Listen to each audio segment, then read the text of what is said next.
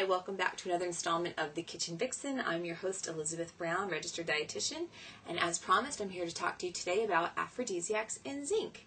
So what is an aphrodisiac? An aphrodisiac is anything that gets you going, anything that gets you stimulated, anything that turns you on. It could be a picture, it could be a food, it could be an object, even a bottle of water because of the shape. That might work for you. We're going to focus on food today. I'm going to make you a salad, something simple, that's full of antioxidants and full of aphrodisiacs, as promised. But I also mentioned zinc. So what is it about zinc? Well, to bring up that point, I first want to talk to you about one of the best-known aphrodisiacs, which is an oyster. Oysters are known aphrodisiacs. If a guy orders oysters, he's got one thing on his mind. So it's easy. Then, if you order oysters in the presence of a woman, she knows what you're up to. If she's not on the same page, she might not be feeling it. But if you invite her over for dinner and you serve this aphrodisiac, antioxidant-rich salad that I'm going to show you how to prepare, she may not know, okay? But what is it about oysters? Oysters are the richest source of zinc known to man. 12 milligrams for one little oyster.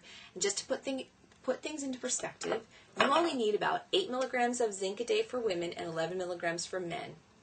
And what is it about zinc? So zinc is involved in a chemical reaction in every single cell in the body. Every organ somewhere along the line will incorporate zinc. Zinc is especially important for a lot of the antioxidant reactions that go on in the body. It's part of your own body's natural antioxidant defense system. But it's also responsible for sperm production. So if you're mildly zinc deficient, then your sperm production could be down, which means your libido could be down, but it's highly unlikely because one of the next to most richest sources of zinc is red meat. So unless you're vegetarian, male, you're probably not zinc deficient, but if you think you are, eat an oyster and you're good to go. So that's obvious. So we're going to start making our salad, and what I do is I use 2 separate bowls to prepare the salad because I like the presentation effect as opposed to tossing it all together.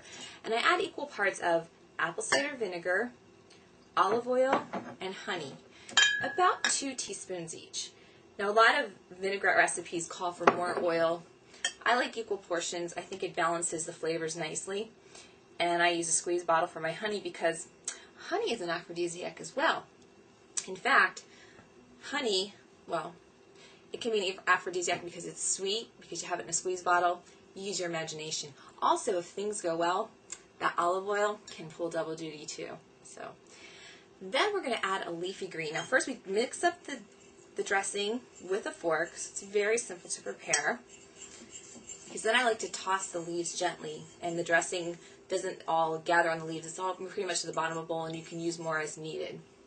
So then we use a leafy green vegetable. Now, you could use romaine lettuce, you could use spinach, you could use those little mesclun greens, but I chose arugula because arugula is known as rocket, and it is an aphrodisiac dating back to the 1st century, okay? 1900 years ago, this was considered an aphrodisiac.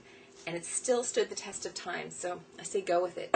Plus, its peppery flavor really complements the other sweet flavors that we're going to use in this recipe. So I just toss it gently with the dressing, and then I squeeze a little lemon because I always feel like a little bit of extra antioxidants go a long way. Plus, lemon helps to pull all the flavors together, similar to what salt would do, but we're trying not to use too much salt. We don't want water retention. This is a very cleansing type pre-coital aphrodisiac salad. Okay.